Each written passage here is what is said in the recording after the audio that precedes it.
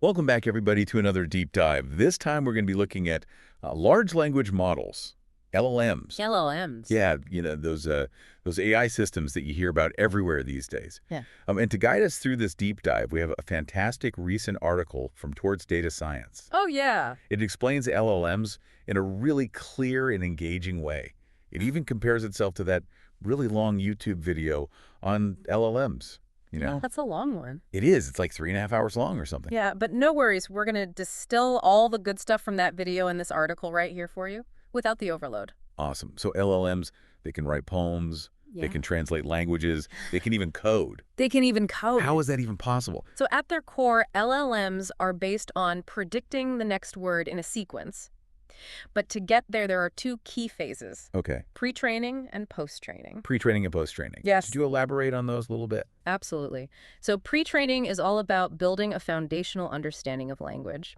It's like teaching a model the rules of grammar syntax and even some semantic relationships between words. And the fascinating thing is that we're not programming these rules into the system. Right. The LLM actually learns them by itself. It learns the rules itself. How does that work? It all starts with data, massive amounts of data. We're talking about feeding the LLM a digital feast of information, Okay. often using data sets like Common Crawl, which has a mind-boggling collection of 250 billion web pages. 250 billion web pages. So like the whole internet, basically. Pretty much. Yeah. And of course, not everything on the internet is accurate or valuable, so cleaning and filtering this data is a crucial first step in the pre-training process. Right. That makes sense. Hmm. So once that data is cleaned up, how does the LLM actually process and learn from it? This is where things get really interesting. So the text is first broken down into smaller units called tokens. Tokens. Yeah, it's like a code where each token represents a word or part of a word, or even punctuation marks. Okay. Why not just use whole words? That's a great question. Tokenization is important because it helps LLMs handle the messiness of real-world language. You know, like new words, slang typos, Yeah. all things that LLMs need to be able to understand. So it helps it adapt to how language is always changing. Exactly. Once the text is tokenized, it's fed into a neural network. Think of it as a vast, interconnected network of nodes, kind of like a digital brain. So it's kind of like our brains then, with the neurons firing and making connections and stuff? It's a simplification, but the analogy works. So during pre-training, the neural network is constantly trying to predict the next token in a sequence based on the tokens that came before it. It's like a giant game of guess the next word, but on an unimaginable scale. And I'm guessing it gets pretty good at that after looking at billions of words. It does. And every time it makes a prediction, it receives feedback on whether it was right or wrong. And through a process called backpropagation, the LLM adjusts the strength of the connections between those nodes, constantly refining its ability to predict the next token with really incredible accuracy. Wow. So that's pre-training. What happens in the post-training phase? Post-training is where we take that foundational knowledge and refine it for specific tasks. The pre-trained model at this point is like a rough draft. Okay. It can predict text like a champ, but it doesn't necessarily understand how to follow instructions or perform specific tasks reliably. So it's like having all the ingredients but not knowing how to make a specific dish. Exactly. Post-training involves fine-tuning the model using specialized data sets designed to teach it specific skills. For example, we might use instruction fine-tuning to teach the model to follow commands and be more task-oriented. So we're kind of teaching it how to use all that knowledge practically. Exactly, like teaching a student who's aced their vocab test how to actually write an essay. We're shaping that raw potential of the LLM into something with real-world applications. And this fine-tuning can be applied to a wide range of tasks, from writing different kinds of creative content to translating languages, even coding. That's incredible. So we can tailor these LLMs for different purposes by fine-tuning them with the right data. Exactly. That's incredible. So Yeah. we can tailor these LLMs for different purposes by fine-tuning them with the right data. It's Exactly. really amazing the level of customization we can achieve with these LLMs. But Yeah. let's shift gears for a second and talk about how these models actually generate text. Okay. So we've covered pre-training, we covered post-training, but what happens when we want the LLM to, say, write a song or translate a document? That process is called inference. Yeah. It's essentially how the LM uses all that learned knowledge Right. to generate new text based on a prompt. So if I ask an LLM to write a haiku about the ocean, Yeah, it uses everything it's learned about language and poetry and oceans to create something new. precisely. And the fascinating thing is it's not just pulling pre-written phrases from its memory. There's a crucial element of probability involved in how it selects each word. Probability. Yeah. How does that play into text generation? So for each word it generates, the LLM considers a range of possibilities, Okay. each with its own probability score. Based on the preceding words and its training data, it's kind of like a weighted coin flip, Uh-huh. where some words are much more likely to be chosen than others. So it's not just picking the most statistically likely word every time. Right, because that would probably make for some pretty dull and predictable text. Yeah. This probabilistic approach allows LLMs to be much more creative and generate a wider range of outputs even for the same prompt. It introduces an element of randomness that makes the generated text feel more dynamic and, dare I say, human-like. That makes a lot of sense. But if LLMs are essentially making educated guesses, is there a risk that they'll sometimes guess wrong? Like, could they generate text that's just plain incorrect? That's a really important point, and it brings us to one of the biggest challenges in the field of LLMs, Yeah. hallucinations. It's hallucinations. Yeah. So like the LLM is seeing things that aren't really there. Not that they're actually seeing things, but they can generate text that sounds plausible, Right. but is factually inaccurate.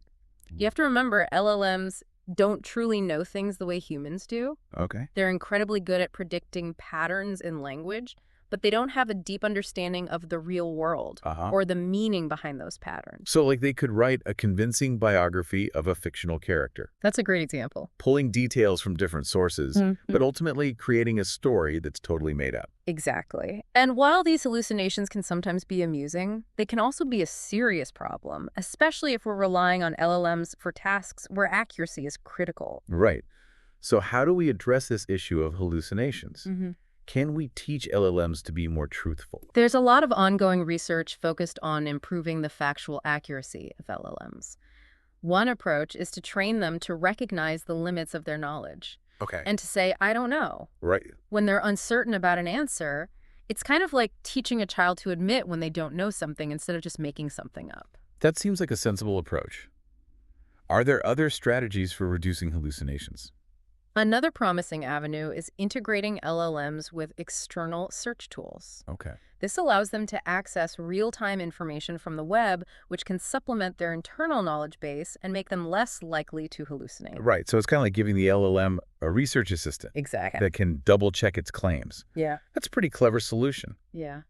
So we've talked about how LLMs learn from massive amounts of data. Yeah. But how do they actually access and utilize that knowledge when they're generating text? Like we've built this enormous library of information. Okay. How does the LLM find the right book at the right time? That's a great analogy.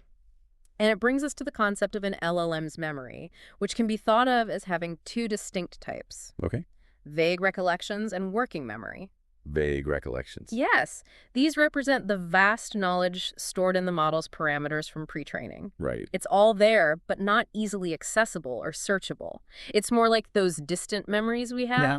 We know we learned something about, say, the Roman Empire in school, Yeah. but we might not be able to recall the specifics without some prompting. So it's like knowing that you have a book on a particular topic somewhere on your bookshelf, but not being able to put your finger on it right away. Exactly. And then we have working memory, which is much more immediate and focused. Okay. This is the information that's directly available to the LLM during inference, Right. the information it's actively using to generate text. So if I ask an LLM to summarize a news article, the article itself becomes part of its working memory. That's a great example. And the size of this working memory, often called the context window, can vary significantly depending on the specific LLM.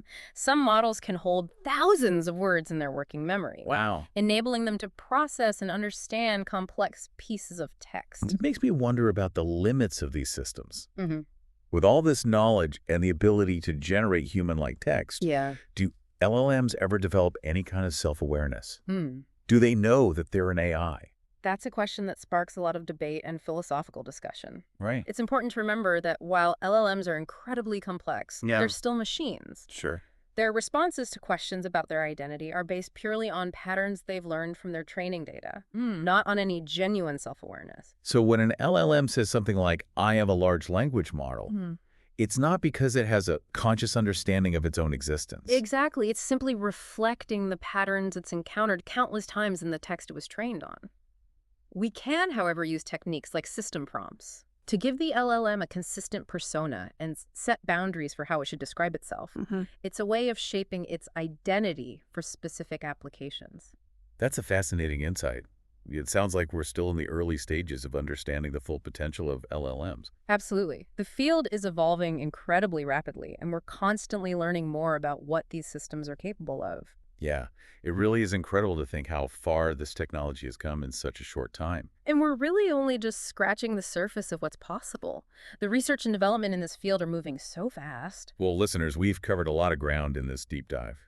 We explored the intricacies of pre-training and post-training, Yeah. delved into the probabilistic nature of inference, and even grappled with the challenge of hallucinations. Yeah, it's a tough one. We also examined the fascinating concept of an LLM's memory, with its vague recollections and more focused working memory. Right. And we even pondered the intriguing question of whether these systems possess any form of self-awareness. Such a fascinating question. And you know what? All this was based on just the first part of a two-part series from Tortoise Data Science. Really? Yeah, there's a whole other article out there that goes even deeper Wow. into the world of LLMs. So what does it cover? Well, that second article explores some really cutting-edge stuff like reinforcement learning with human feedback. Oh, wow. It also examines some groundbreaking LLM architectures that are really pushing the boundaries of what we thought was possible. It's pretty mind-blowing to think about. It really is. It makes you wonder what the future holds for these incredibly powerful AI systems. It does. It really does. As LLMs continue to evolve and become more sophisticated, they're going to have a profound impact on our world. Yeah, for sure. So as we wrap up this deep dive, I want to leave you with a thought to ponder.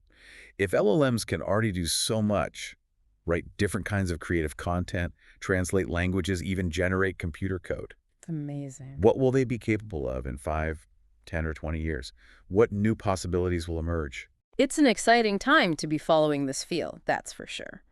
And with all this progress comes a responsibility to ensure that these powerful technologies are developed and used ethically and for the benefit of all humankind. Absolutely. Those are definitely some important things to consider. Well, that's all the time we have for today's deep dive. Thanks for joining us on this incredible journey into the world of LLMs. We hope you found it insightful and thought-provoking. Until next time, keep those minds curious and keep exploring. See you on the next deep dive.